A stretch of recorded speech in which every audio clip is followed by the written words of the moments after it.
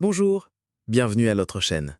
Aujourd'hui, nous allons explorer 8 puissants enseignements de l'homme considéré comme le plus sage et prospère qui ait jamais existé, selon la Bible.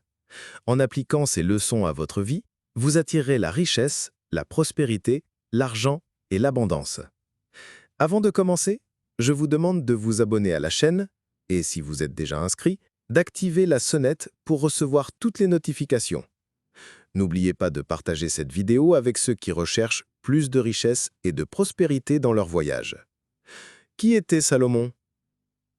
Cet homme remarquable était le roi Salomon. Très jeune, il a assumé l'immense responsabilité de gouverner une nation entière.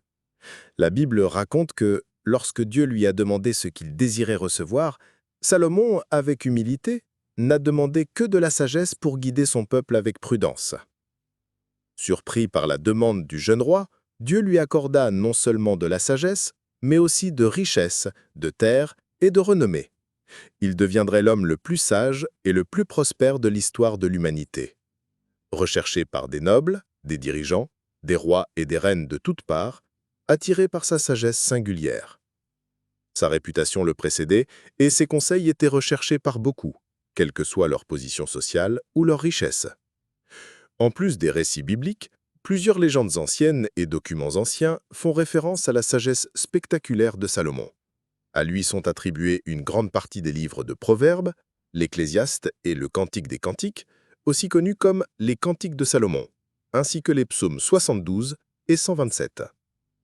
Cependant, à la fin de sa vie, le roi Salomon n'a pas honoré Dieu seul, qui lui avait donné toute sa sagesse et sa prospérité.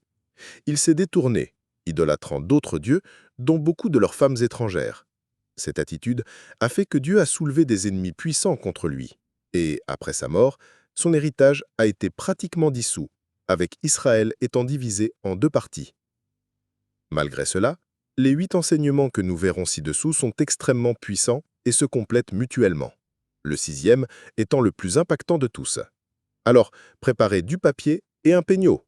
Regardez cette vidéo et préparez-vous, car le changement que vous désirez tant dans votre vie peut commencer aujourd'hui. Le premier enseignement est dans Proverbe 10, 4, qui dit « Les mains paresseuses appauvrissent l'homme, mais les mains diligentes lui apportent la richesse. » La diligence signifie intérêt, zèle, et agir avec urgence et promptitude. Bien que le verset soit clair, il est essentiel de comprendre que le simple fait de croiser les bras et de prier pour la richesse et la prospérité ne suffira pas à obtenir ces bénédictions. Dieu attend de vous que vous agissiez selon le désir de votre cœur et ce qu'il demande dans la prière. Par conséquent, priez et agissez, et Dieu vous conduira aux événements qui alignent vos pensées et vos actions avec vos désirs. Le deuxième enseignement, trouvé dans Proverbe 22, 9, dit « Celui qui est généreux sera béni, car il partage son pain avec le pauvre. » Cette leçon est souvent mal interprétée. L'acte de générosité ne se limite pas à aider financièrement. La générosité est différente de la charité. La charité est l'acte de donner quelque chose qui ne vous manque pas, tandis que la générosité est l'acte de partager. Avec cela à l'esprit, pourquoi ne pas donner de l'aide aux autres, la connaissance et la sagesse? Et pourquoi ne pas être charitable avec des vêtements et de l'argent qui ne vous manqueront pas pour les personnes en situation d'urgence? J'ai mis la charité en dernier, parce que beaucoup peuvent sentir qu'ils ne sont pas en mesure de distribuer des biens matériels, croyant que cela les rend moins dignes des bénédictions de Dieu. Tout d'abord, aider son prochain, que ce soit par des efforts physiques ou par la sagesse, est beaucoup plus précieux qu'avec des biens ou de l'argent. De cette façon, vous créerez des situations qui aideront les autres à gagner et à prospérer. Soyez généreux dans vos paroles et partagez votre bonté et votre sagesse avec les autres. En faisant ainsi, vous améliorez votre propre réalité et celle des personnes qui vous entourent, créant des meilleures conditions pour être plus charitable et pouvoir donner ce dont vous n'avez pas besoin. Si vous suivez notre chaîne, vous savez que nous travaillons avec la loi de l'attraction ici. Être généreux et charitable envers son prochain l'attirera automatiquement dans votre vie, apportant les bénédictions que Dieu a préparées pour vous. Mais rappelez-vous, faites de tout votre cœur. Nous passons au troisième enseignement qui complète le précédent et souligne l'importance du partage des connaissances et de la sagesse. Ce que je citerai est dans Proverbe 17, 16. À quoi sert l'argent dans la main de l'insensé, puisqu'il ne veut pas obtenir la sagesse? Vous avez certainement déjà vu des cas de personnes qui ont soudainement gagné de grosses sommes d'argent à la loterie et tout perdu en peu de temps. Ou d'autre part, des gens riches qui ont tout perdu et en peu de temps ont récupéré leur fortune. Cela montre que la sagesse est cruciale dans le processus de recherche de la richesse et de la prospérité. La plus grande richesse réside dans la sagesse. Chercher des menteurs sages, des conseils et des enseignements puissants comme ceux du roi Salomon servira à guider le droit chemin de la prospérité. En outre, étudiez, lisez des cas de réussite dans votre domaine et expérimentez ce que vous prévoyez. Mais ne sous-estimez jamais le pouvoir de la sagesse. La sagesse comprend non seulement la connaissance, mais aussi les croyances, les pensées et les expériences. C'est tout ce qui façonne en fait votre réalité.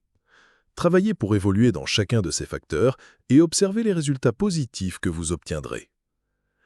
Le quatrième enseignement est dans Proverbes 23, 19, 21. Écoute mon fils et sois sage, guide ton cœur sur la bonne voie. Ne marche pas avec ceux qui sont trempés de vin, ni avec ceux qui se gavent de chair, car les ivrognes et les gloutons seront appauvris, et la somnolence les revêtira de chiffons.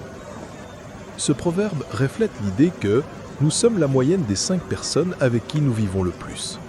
Ce qui est intéressant, c'est que le roi Salomon avait déjà cette conscience il y a 3000 ans. L'environnement extérieur influence nos pensées et par conséquent nos actions. Des études montrent que nous tendons à prendre le même type d'action que les gens avec qui nous vivons. Les groupes auxquels nous appartenons influencent nos activités, nos valeurs et nos actions. Cette ligne de raisonnement est également valable lorsque nous nous entourons de personnes avec des pensées prospères et abondantes. C'est de là que vous extrairez la plus grande source de richesse. Il s'agit même de la base de votre réseau de confiance, ou network comme on l'appelle actuellement. Le roi Salomon était un maître de la diplomatie, et beaucoup de ses mariages étaient pour forger des alliances et renforcer son pouvoir, préférant avoir de forts alliés à des concurrents ou ennemis. Cela a permis à Israël de devenir une nation puissante à l'époque. Par conséquent, ce proverbe enseigne qui éviter si vous voulez être prospère et compter sur les gens qui cherchent la même chose que vous. Cherchez à vivre ou marcher avec des gens sages, libres de vices, avec des pensées édifiantes et des croyances gagnantes. Ainsi, vous serez positivement influencé par votre groupe et l'environnement. Le cinquième enseignement est dans Proverbe 15, 22. Les plans échouent par manque de conseils, mais ils réussissent quand il y a beaucoup de conseillers. Combien de fois avons-nous vu nos plans échouer en ignorant les conseils de personnes proches, de confiance, plus expérimentées ou qui ont déjà parcouru le chemin que nous parcourons? Les gens qui réussissent ont aussi fait des erreurs, et la frustration d'un plan qui ne fonctionne pas fait partie de l'apprentissage. L'échec est normal et le succès réside dans la persévérance et de ne pas abandonner. Cependant, n'ignorez pas les conseils de ceux qui comprennent ce dont vous parlez, de ceux qui ont déjà gagné, de ceux qui ont déjà marché sur la route que vous allez parcourir. Cela vous fera raccourcir le temps et accélérer le résultat de la conquête de votre prospérité. Comme le dit le dicton, l'intelligent apprend de ses propres erreurs, mais le sage est celui qui apprend des erreurs des autres. Le sixième enseignement, écrit dans Proverbe 14, 23, dit « Tout travail dur est profitable, mais la parole seule mène à la pauvreté. » Comprendre le travail acharné comme la concentration et la concentration sur vos objectifs. Si vous êtes au point d'ouvrir une entreprise, vous savez que vous devrez travailler sans relâche dans les premières années pour qu'il y ait de la stabilité. Comme nous l'avons dit au sujet du mot « prière », gagner la prospérité et la richesse nécessite du travail et de sueur. Le simple fait de parler sans agir ne mène à rien, tout comme le fait de prier et de ne pas faire quoi que ce soit. C'est aussi quelque chose de largement mal compris sur la loi de l'attraction et le secret. Seulement penser et être positif ne sert à rien, il faut agir.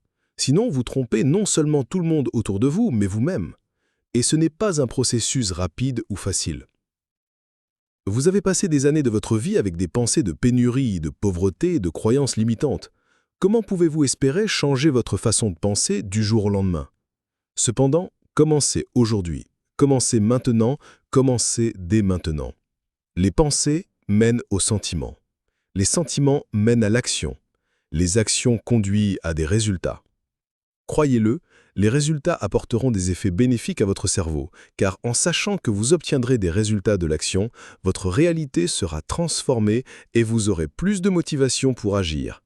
Cela vous mènera à un cycle entre l'action et la motivation. Encore sur l'enseignement du sage roi Salomon, complément citant la partie dans Ecclésiaste 10.10 où il est dit « Si la hache est aveugle et sa lame n'a pas été aiguisée, il faut frapper plus fort. Agir avec sagesse assure le succès. » Vous devez travailler intelligemment en fonction de votre objectif et de votre but. Si pour améliorer vos résultats, il est nécessaire de vous perfectionner, d'adapter ou d'agir différemment, faites-le. Ainsi, vous utiliserez votre sagesse à votre avantage, assurant votre résultat. Travailler plus n'est pas toujours la solution, mais travailler intelligemment, oui. Étudiez, analysez, voyez ce qui est nécessaire pour atteindre vos objectifs et concentrez votre effort. Votre effort doit être étroitement lié au processus et à l'efficacité de celui-ci pour assurer le meilleur résultat possible. Sachez la différence entre être efficace, efficient et effectif. Efficace, fait ce qui est juste pour atteindre l'objectif initialement prévu. Efficace, fait avec qualité mais n'atteint pas toujours l'objectif. Effectif, a la capacité d'être efficace et efficace en même temps. Choisissez d'être efficace, améliorez-vous avec la qualité de l'efficace pour finalement devenir effectif. C'est le sens de l'affûtage de la hache. Agir avec sagesse assure le succès. Agir avec sagesse assure votre richesse et votre prospérité. Le 7e enseignement est dans Proverbe 19.15 qui dit « La paresse conduit au sommeil profond et le paresseux a faim. » Le sommeil profond rapporté n'est pas un sommeil physique proprement dit, mais une certaine cécité de la réalité physique et spirituelle. La personne qui n'est pas diligente, qui ne se soucie pas d'exécuter ses tâches avec rapidité, agilité et zèle, ne pourra jamais prospérer. C'est pire quand les autres attendent que leurs tâches soient accomplies, car cela nuit non seulement à leur relation avec les autres, dans tous les sens du terme, mais aussi à leur réputation et à leur nom. Rappelez-vous la réflexion du 4e enseignement sur la construction de bonnes relations de contact ou de réseau. En outre, la personne paresseuse ignore la principale et la plus puissante de toutes les lois, la loi du semis. Le dernier enseignement qui complète tous les précédents est décrit dans Proverbe 24 où il est dit « Le paresseux ne laboure pas à la saison propre, mais au temps de la moisson il cherche et ne trouve rien. » La loi du semis est implacable, elle ne faille pas. Semez, plantez et récoltez ses fruits. Si vous faites le travail avec paresse, sans volonté, vous semerez des fruits sans vie, sans goût. Et c'est cela que vous récolterez. J'ai fait une analogie avec la récolte, car le résultat est directement proportionnel à son dévouement au travail, sa sagesse et sa volonté. Comme il a été dit dans les enseignements précédents, la puissance de l'action ajoutée aux pensées, prières et sentiments vous conduiront au résultat que vous désirez tant. Ah, et ne soyez pas pressés, ayez confiance, n'ayez pas d'impatience, ayez de la sérénité. Ne vous plaignez pas, soyez positif et réaliste.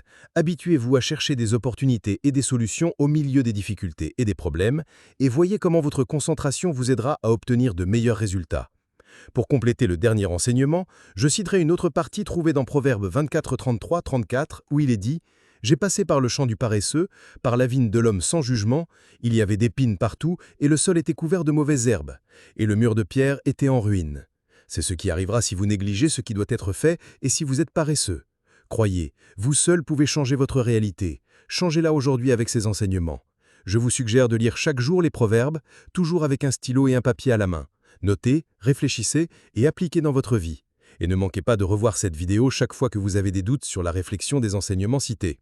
Je suis sûr que vous avez aimé cette vidéo, alors laissez votre like, inscrivez-vous en marquant la cloche et partagez avec ceux qui veulent changer de vie et atteindre la prospérité et la richesse que vous aspirez. Je vous souhaite à tous un avenir prospère et riche, que Dieu bénisse chacun de vous. À la prochaine vidéo.